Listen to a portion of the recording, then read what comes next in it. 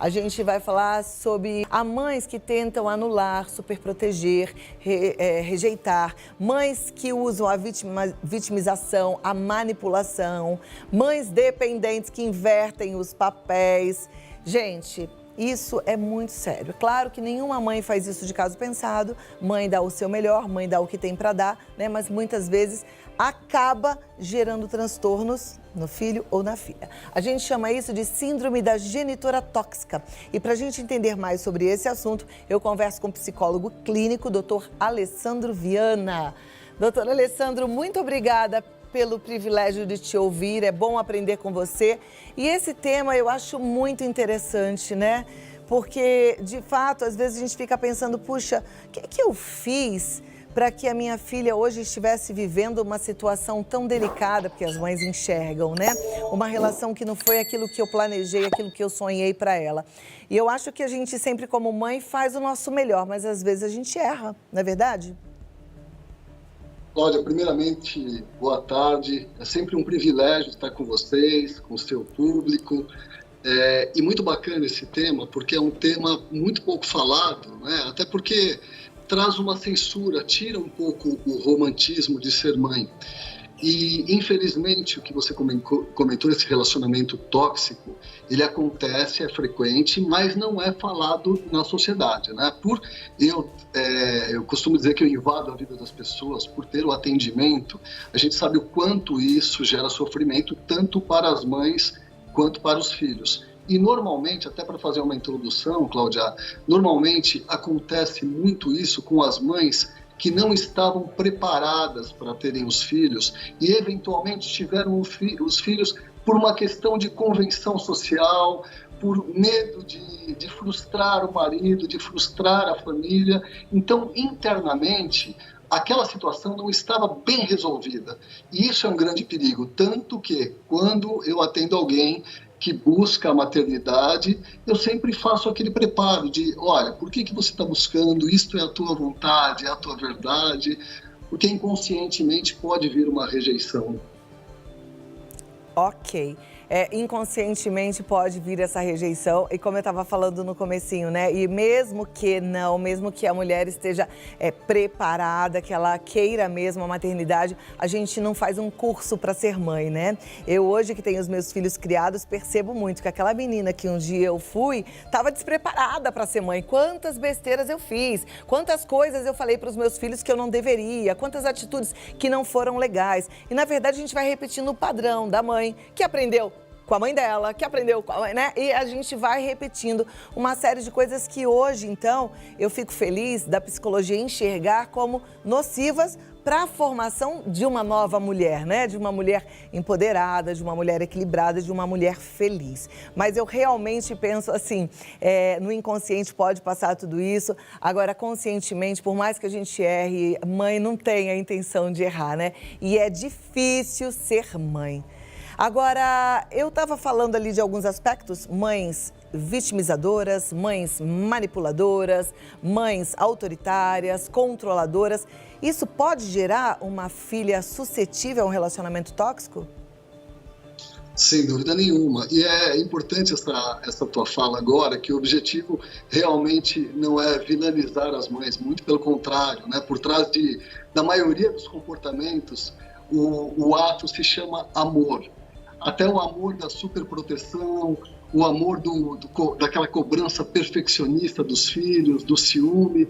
Então é importante a gente entender desta maneira, sem vilanizar.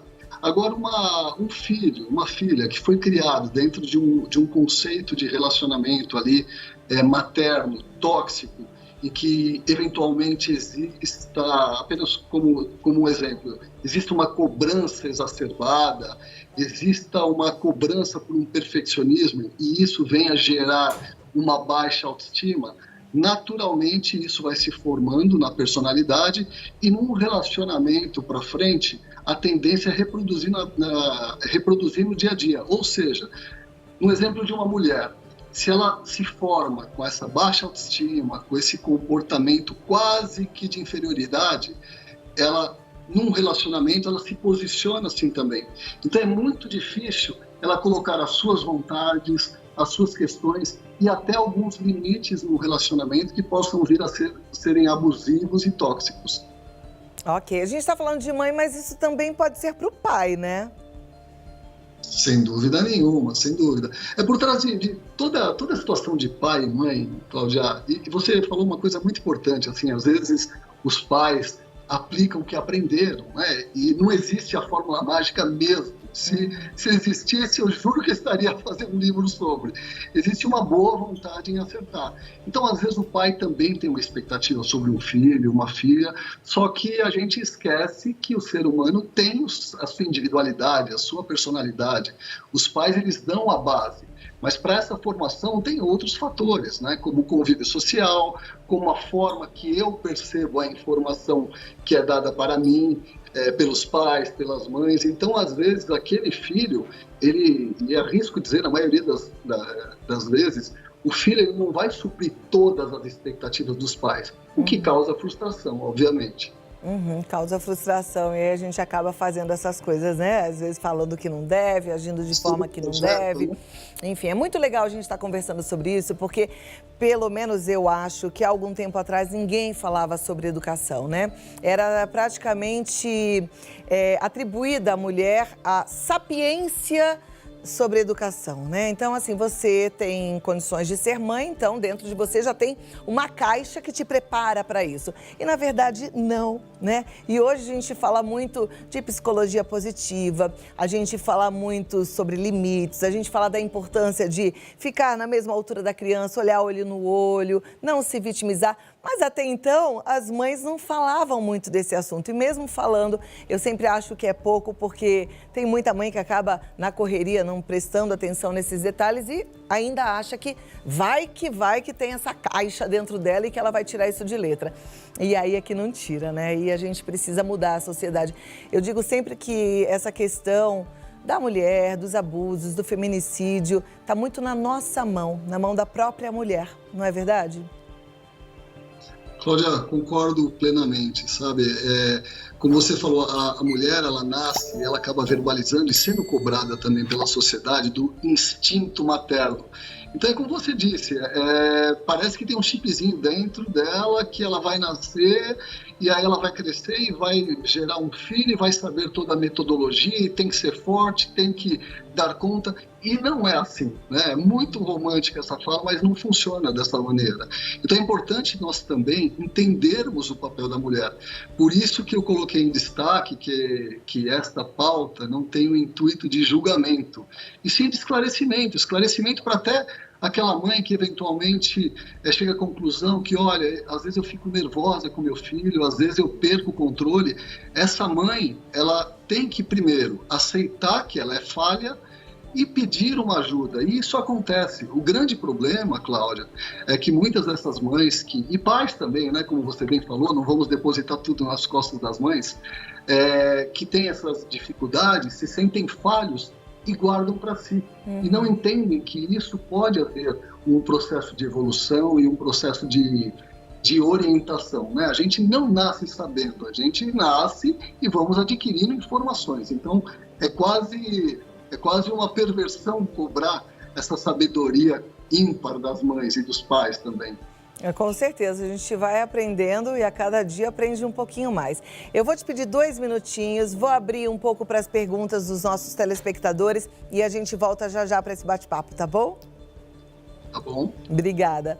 Doutora Alessandra estava falando, né, que às vezes as mães se descontrolam, sim, mas muitas vezes a gente nem se descontrola, mas a gente fala coisas que estão na nossa mente, que fazem parte do nosso conceito de vida, né? Por exemplo, eu me lembro de falar até para minha filha, falar, me obedece porque eu sou mais velha, ou me obedece porque eu sou sua mãe. De repente, ela registra ali que todo mundo que é mais velho merece obediência dela. E, de repente, num relacionamento, a pessoa mais velha manda e ela obedece. Até cair essa ficha, né? Então, são coisinhas que, às vezes, fogem até do nosso descontrole. Às vezes é no controle, às vezes é na emoção equilibrada que a gente também acaba errando, metendo os pés pelas mãos. Vamos voltar aqui com o doutor Alessandro Viana. Doutor, a gente já tem perguntas, produção? Olha, a gente já vai passar as perguntas, tá? Mas a minha pergunta é a seguinte: como é que a gente faz para entender que de repente, assim, recebi isso da minha mãe, ela era manipuladora, ela era controladora, mas eu não quero continuar nessa situação, sendo abusada, nessa situação de um relacionamento tóxico. Como é que a gente faz para se fortalecer? Como é que é o caminho, o processo disso tudo? Olha, Cláudia, a primeira coisa a gente tem que ter como base que a educação que nós tivemos com os nossos pais tem uma questão temporal, né? Então tem uma questão dos valores do momento, e é uma tendência normal a gente reproduzir o que a gente percebeu de positivo, mesmo que aquele positivo não seja tão bom perante a sociedade. É como você acabou de citar, eu tenho que respeitar todas as pessoas de figura de autoridade e não questioná-las. Não, eventualmente eu preciso questioná-las, né? Eu acho que o grande passo, e simples passo, no momento de você ser mãe, é você não ter o comportamento automático da reprodução de comportamento, que é aí que nós falhamos, e eu arrisco dizer que nós falhamos isso não só na educação dos filhos. A gente falha porque a gente tem muitas atitudes sem pensar, né? Nós temos muitas atitudes que a gente aprende na sociedade e, eventualmente, essas atitudes não têm a ver com a gente, não têm a ver com o processo que eu espero de educação. Então, o primeiro passo seria sair do automático. Se você perceber que está havendo um conflito constante entre eu e meu filho ou minha filha, por que está havendo isso? O que de repente eu também estou promovendo como reação, né? Sair um pouquinho daquele patamar, às vezes, onipotente de, poxa, eu sou o pai, eu sou a mãe, eu que comando aqui, e entender de uma forma mais ampla por que o nosso relacionamento está desgastado. E aí, na maioria das vezes, quando se tem essa reflexão, a gente chega à conclusão que o meu comportamento pode estar gerando essa crise dentro da relação familiar. Ok, mas e no inverso? Eu digo assim, a mulher que um dia foi uma criança que recebeu todo esse processo de educação, de vitimização, de controle, quando ela chega lá na frente, ela se depara com um marido abusador, ela entende que ela está vivendo uma relação tóxica, mas ela não sabe sair dessa situação, porque está tudo incutido na cabeça dela, ou seja, ela já está enfraquecida. Como é que ela pode resgatar essa autoestima dela, essa segurança? Cláudia, primeiro passo que eu diria, sem necessariamente falar de psicologia, mas é o autoconhecimento, né? Porque se eu não tenho essa percepção do que me foi feito, das situações intrínsecas e como aquilo realmente está repercutindo no meu dia a dia, eu preciso parar para rever essas questões. Só que às vezes está tão embutido nisso que a pessoa não percebe. Essa é a minha preocupação, que eu falo do comportamento automático. A pessoa simplesmente vai reproduzindo. Então, eu acho mais importante para quem nos está assistindo e que se identifica eventualmente com essa sua pergunta, com a minha fala, é realmente pensar, eu tenho que buscar um auxílio para sair dessa situação, para sair dessa teia. Porque ninguém, em hipótese alguma, ninguém merece estar numa condição, em qualquer tipo de relacionamento que seja, e sentir-se infeliz. Isso não existe. Mesmo que esse padrão venha da família, minha mãe era uma pessoa subserviente em relação ao meu pai, ela era sempre muito passiva, então eu fui educada dessa forma, mas se você não está feliz, você tem que questionar isso e pedir uma ajuda, porque às vezes uma orientação, algumas mudanças de comportamento servem para crescer. Perfeito. A gente tem algumas perguntas, já vou colocar a primeira aqui no nosso vídeo wall. Vamos acompanhar então. Vai lá. Já vai entrar. Sou uma mãe que cobra muito do meu filho, mas eu quero mudar. Como posso fazer? Eu até acho que você já respondeu, né? Olha, eu vou dizer que o primeiro passo ela já deu, que eu acho maravilhoso. O primeiro passo é perceber. Então, o que nós temos que entender, né? Orientando essa mãe que certamente está sofrendo.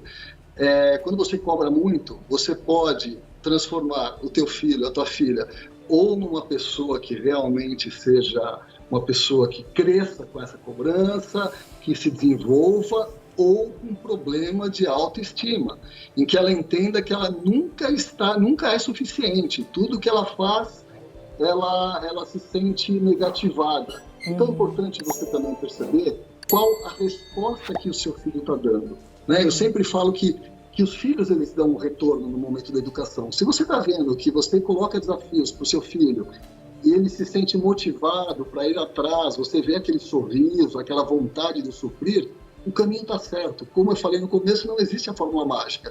Agora, se você percebe que cada cobrança faz com que ele se sinta diminuído, menosprezado, cada vez mais introspectivo, temos um questionamento aí que parece que a fórmula não está dando certo. Ok, vamos para a próxima pergunta então. Muito bom a gente sempre pensar na gente, né? Sempre achei que o que minha mãe dissesse era lei, mesmo já sendo casada. Moro no mesmo quintal, pois ela não aceita que eu me mude. Como posso sair dessa situação sem magoá-la? Olha, essa é ótima e é extremamente assim, repetida na vida de muitas pessoas. Eu tenho que pensar o seguinte, Cláudia, não é ser egoísta, mas às vezes o que é bom para um pode não ser bom para outro.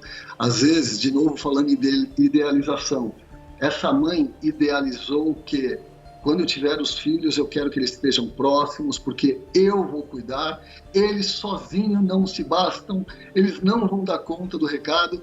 Então é muito importante que nós também enfrentemos algumas situações. Né? Como eu falei, se você não está feliz, a coisa mais honesta é se posicionar. Porque olha só, Cláudia, ela não está sendo honesta com ela, porque ela está numa condição que não está se sentindo bem, e não está sendo honesta com a pessoa que a ama, que é a própria mãe. Ela não está fazendo isso por amor, está fazendo por culpa, por medo, por uma sensação de rejeição. Então, o amor verdadeiro requer posicionamento e falar a verdade. Perfeito. E no final das contas, o que vai valer para sua mãe é te ver feliz. Eu imagino que esse relacionamento esteja também bem ruim, porque você deve ficar até irritada ou raivosa mesmo com ela às vezes, né? Por conta de tanto controle. E aí, Cláudia, nada muda se a gente não mudar. Vai! Às vezes, aquelas espetadinhas, sabe? Às vezes, qualquer probleminha pequeno, você dá aquela espetada mais forte. Por quê? Porque você não está se sentindo bem nessa condição. Acontece até no relacionamento matrimonial. Sim. Então, o que não está bom, nós temos que verbalizar. Perfeito. Próxima pergunta, vamos conferir aqui no vídeo. Minha mãe não é do tipo que fica mandando fazer, mas fica de indireta. E quando não fazemos o que ela quer, o drama começa, parece que vai morrer.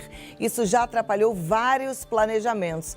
Essa é uma mãe que se coloca como vítima, né? Manipuladora. Sim, essa é... Exato, manipulação, vitimismo, e quero destacar, não necessariamente nós estamos falando de falta de amor, muito pelo contrário, é o artifício que a mãe conseguiu, é o código que ela conseguiu instituir para obter o que ela deseja, entendendo o que é o melhor para o filho, mas o melhor que ela entende que é melhor para o filho pode não ser, né? Então, cabe a esse filho, essa filha, também um posicionamento e também quebrar esse comportamento da vitimização. Eu vou usar um exemplo muito simplista, Cláudia. É que nem aquela criança que se joga no chão no meio do shopping porque quer tomar um sorvete. Se a mãe for lá pegar esse filho por constrangimento e não, para que a mamãe vai te levar a tomar um sorvete, ela virará refém daquele comportamento. Então você tem que quebrar o que nós chamamos de paradigma, que é uma ação que gera uma outra reação. Tem que se posicionar.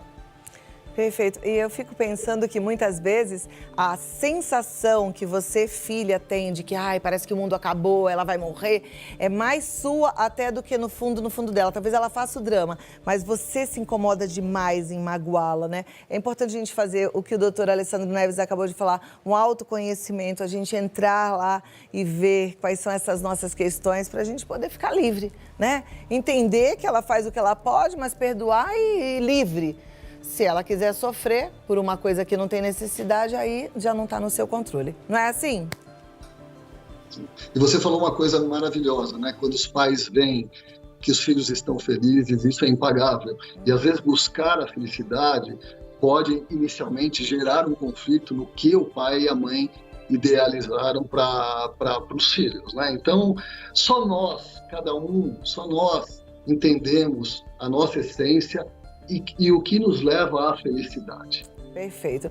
Doutor, eu troquei esse sobrenome, falei um outro, mas é Alessandro Viana, gente. Eu confundi aqui. Isso. Mas muito obrigada mais uma vez, uma ótima tarde e até a próxima, viu? Sempre um prazer, Cláudia. Obrigado, ótima tarde para vocês. Obrigada. Eu vou passar os contatos lá no Instagram. É mais fácil passar só o Instagram. Lá você consegue o contato geral, tá? É Ale Viana, com 2 N's. Ale Viana, com 2 N's. Combinado? Vai lá que ele tá te esperando.